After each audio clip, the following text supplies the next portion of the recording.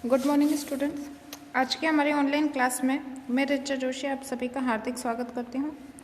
कल जो वीडियो हमने पढ़ा था उसमें हमने बात करी थी कि इंग्लिश पढ़ने पढ़ाने में जो अपना कंट्री है इसमें क्या क्या समस्याएं आ रही हैं, किस तरीके से जो अंग्रेजी है उसका ज्ञान दिया जाए, किस तरीके से बच्चों को एजुकेट किया जाए ताकि इन समस्याओं का समाधान मिल सके। तो कुछ सजेशंस हैं और अक्सर ये पूछ भी लिया जाता है कि जैसे बड़ा क्वेश्चन आ जाए कि टीचिंग की जो भी प्रॉब्लम्स हैं, what are the main problems of teaching English in our India. तो अगर इस तरीके का क्वेश्चन आता है तो जनरली ये भी होता है कि उसका सजेशंस मांग लिए जाते हैं कि what are the suggestions for improvement of teaching English in India. तो इस तरीके से एक क्वेश्चन है जो आपके सामने आ सकता है और आज हम इसके रिगार्डिंग ही बात करेंगे। तो चलिए बढ़ते हैं हम अपने पहले स्लाइड की तरफ और यहाँ पर आपको दिख जाएंगे कि कौन कौन से पॉइंट्स हैं जो कि हम इसमें बता सकते हैं कि जो सजेशंस हैं वो क्या क्या दिए जा सकते हैं इंग्लिश को इम्प्रूव करने के लिए अपनी कंट्री में। तो first of all we talk about aims and objectives based teaching of English के जो अंग्रेजी के एम्स एंड ऑब्जेक्टिव्स हैं उनको किस तरीके से बेस्ड किया जाए टीचिंग ऑफ इंग्लिश में, उनको एक सही जगह दी जाए कि इसको पढ़ने का ये तो एम है और ये ऑब्जेक्टिव है, क्योंकि कोई भी काम बिना उद्देश्य के करना वो निरर्थक ही लगता है।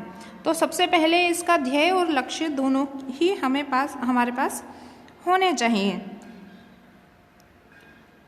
The teacher must teach English with some definite aims and objectives so that the standard of English teaching may be head in positive direction।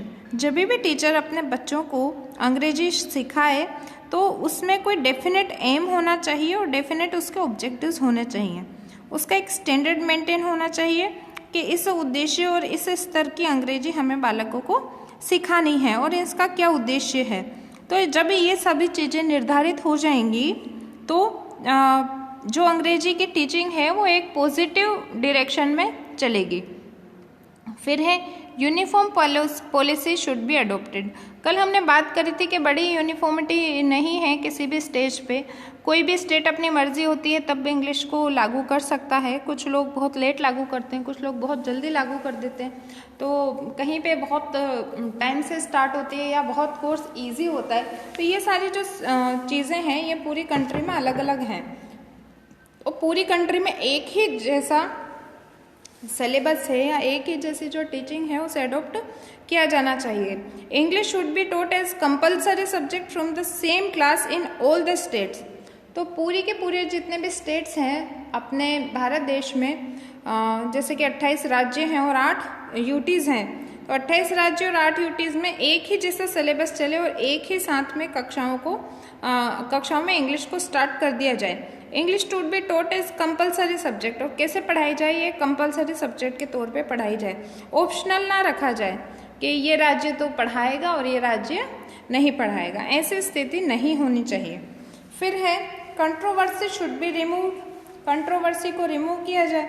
Controversy क्या है? कंट्रोवर्सी हमने बात करी थी कि जो इंग्लिश का प्लेस है उसको लेकर बड़ी दुविधा रहती है। दुविधा यूँ रहती है कि भारत में हम कह सकते हैं कि बहुत सारी लैंग्वेजेस हैं जो कि अपना वर्चस्व रखती हैं, लेकिन हिंदी है वो सबसे अधिक वर्चस्व रखती है, उसी को हमने राजभाषा के रूप में अपना रखा है।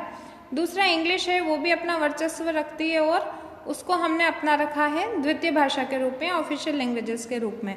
लेकिन कोई हार्ड एंड फास्ट रूल नहीं है कि आप इंग्लिश में ही काम करो या आप हिंदी में ही काम करो, दोनों में ही काम किया जा सकता है।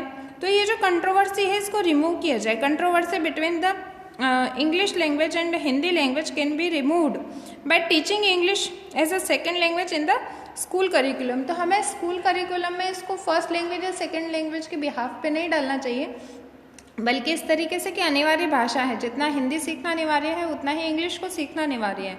अगर ये हम फर्स्ट सेकंड का क्राइटेरिया ही हटा दें या फिर समान रूप से समान राज्यों में समान तरीके से इंग्लिश को सिखाया जाए तो अपने आप ही ये कंट्रोवर्सी हट जाएंगी।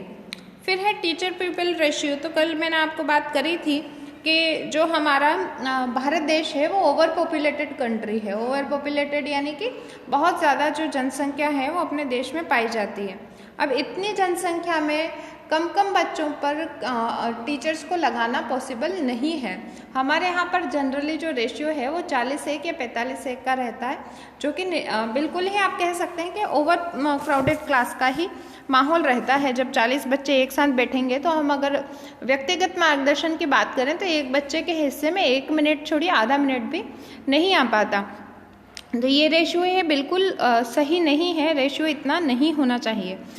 तो आदर्श रेशियो क्या है? आदर्श रेशियो जो कि और कंट्रीज अपनाती हैं वो 20:1 का है, यानी कि 20 स्टूडेंट पे एटलीस्ट एक टीचर को अपॉइंट किया जाए।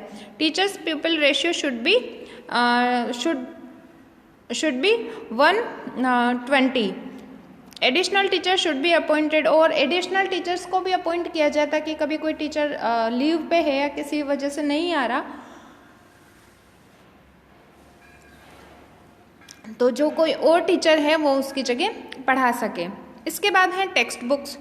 Text book should be prepared by language expert in accordance to the psychological and pedagogical principle. और टेक्स्ट बुक भी स्टैंडर्ड चलनी चाहिए। और कैसी होनी चाहिए? एक तो जो टेक्स्ट बुक बनाई जाए वो लैंग्वेज एक्सपर्ट बनाए, हर कोई नहीं, क्योंकि MA BEd करने के बाद अगर आप किताब बना रहे हो तो MA BEd तो बहुत जल्दी हो जाता है। जो लैंग्वेज एक्सपर्ट होते हैं, जो इन चीज़ों की गहराइयों को बारीकियों को समझते हैं, उनके माध्यम से जो किताबें हैं वो बनवाई जाएं। और ये कैसी होनी चाहिए? मेनली तो जो मटेरियल है वो ग्रेडेड होना चाहिए और सिलेक्टेड होना चाहिए, क्लास वाइज होना चाहिए, सेशन वाइज होना चाहिए कि किन बच्चों को क्या क्या चीज़ें पढ़ाई जाएंगी। तो प्रॉपर वे में टेक्स्ट बुक को लॉन्च करना चाहिए। और मेरा मानना ये है कि सभी जो कंट्रीज़ हैं उसमें एक जैसी टेक्स्ट बुक अनिवार्य हो जाए। जैसे कि NCERT की बुक्स हैं, सब जगह एक जैसे चलेंगी तो बच्चे क्या है कि अगर मूव कर जाते हैं किसी वजह से तो उनकी स्टडी इफेक्ट भी नहीं होती। दूसरा, किसी के माइंड में ये नहीं आता यार हम तो बहुत महंगे स्कूल में पढ़े थे, हम तो बहुत सस्ते स्कूल में पढ़े थे, हम तो गवर्नमेंट में पढ़े थे, हम प्राइवेट में पढ़े थे। ये वाला जो डिफरेंसेस हैं ये सब खत्म हो जाएंगे कि हम सब ने एक जैसी ही पढ़ाई करी है, एक जैसा ही एग्ज़ाम दिया है और मार्क्स अब आ रहे हैं तो उसके बिहाफ पे आ रहे हैं। तो जो ये जनरली पब्लिक स्कूल के जो बच्चे हैं वो जो गवर्नमेंट स्कूल्स के बच्चों को बड़ी हीन भावना से देखते हैं। तो अगर सेम रिजल्ट में मान लीजिए कि सेम मार्क्स आए हैं सेम एग्ज़ाम्स में, तो फिर क्या होगा कि उनको समझ में आ जाएगा कि ज़्यादा अच्छा एजुकेटेड पर्सन कौन है, किसको ज़्यादा जो नॉलेज है। तो ये ज़्यादा ज़रूरी है कि इस तरीके से एग्ज़ाम करवाए जाएं। फिर है refresher courses for English teachers. तो रिफ्रेशर कोर्सेज क्या होते हैं? ये एक तरीके के कोर्सेज होते हैं जो कि SIART या डाइट ये है, ये टाइम टू टाइम ऑर्गेनाइज करवाती है। इसमें तकरीबन ये होता है कि हर टीचर्स को बुलाया जाता है और उनको गाइडेंस दी जाती है कि कैसे पढ़ाना है, ये इसका संदर्भ क्या है, इसको क्यों डाला गया है सिलेबस में, इससे रिलेटेड जितनी भी ट्रेनिंग्स होती हैं वो दी जाती हैं। Refresher courses for English teacher should be organised by SIART DIET from time to time. तो ये इनके द्वारा बार बार टाइम टू टाइम बताई जाती हैं। Workshop and seminars should be organise, तो वर्कशॉप भी लगाई जाती हैं, सेमिनार्स भी लगाए जाते हैं। To reorient the teachers in new methods and new techniques. और इससे क्या होता है कि टीचर्स को नए नए मेथड्स और नए नए टेक्निक्स की जानकारी मिलती रहती है। इसके बाद है प्रॉपर सुपरविज़न। तो प्रॉपर सुपरविज़न क्या होता है? The head of the institution of the school and education officer should supervise the teaching of teachers, कि टीचर्स जो हैं वो कैसा पढ़ा रहे हैं इसको भी ऑब्जर्व किया जाए।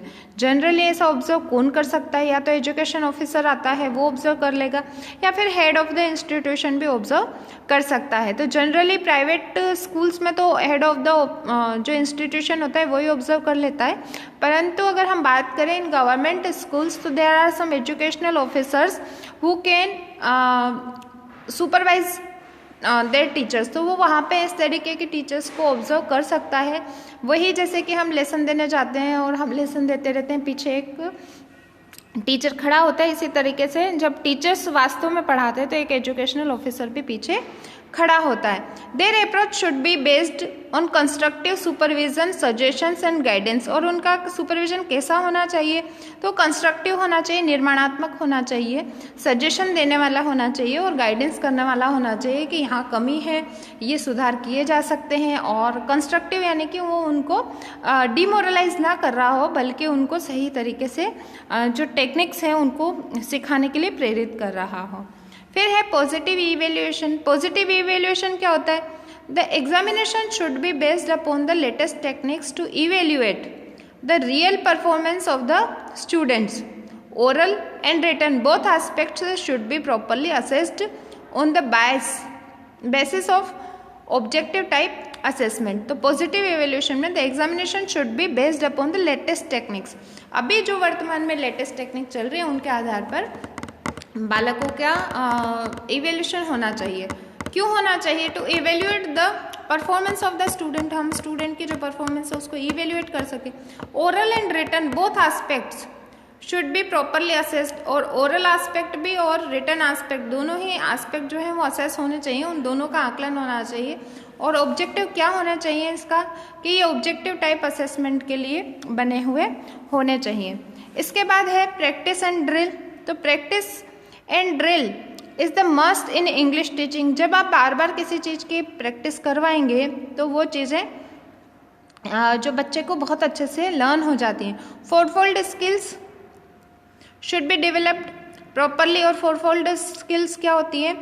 जैसे कि लिसनिंग है, स्पीकिंग है, रीडिंग एंड राइटिंग है, ये हमारी फोरफोल्ड स्किल्स होती हैं। इनके माध्यम से कोई भी भाषा को सही तरीके से सीखा जा सकता है। तो LSRW के अकॉर्डिंग बालक को, यानी कि साइकोलॉजिकल मेथड के अकॉर्डिंग बालक को पढ़ाना चाहिए। फिर है को-रिएक्शन वर्क। को-रिएक्शन वर्क में क्या होता है? रिटन एक्सरसाइज भी मस्ट बी चेक्ड। ये जो करेक्शन वर्क, तो करेक्शन कैसे होगा? क्योंकि जो रिटन एक्सरसाइज थी उसको चेक किया जाए, फॉलोअप किया जाए, वर्क किया जाए उसके ऊपर।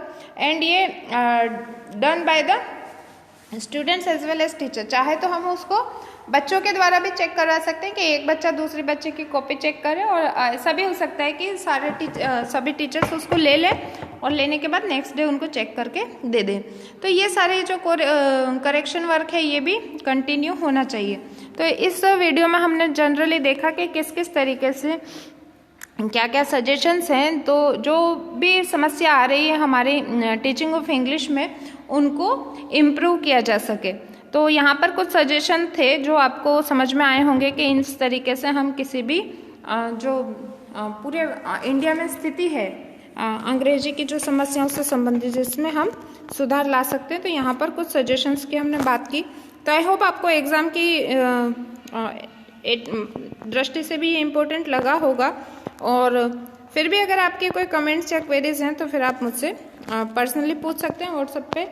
और चलिए हम मिलते हैं हमारे नेक्स्ट क्लास में। और नेक्स्ट क्लास में हम बात करेंगे कि एनालिसिस करेंगे कि पोजीशन ऑफ इंग्लिश क्या है स्टेट, राजस्थान स्टेट में और अदर स्टेट में। इनकी बात हम हमारे नेक्स्ट वीडियो में करेंगे। तो आज के लिए इतना ही। Thank you.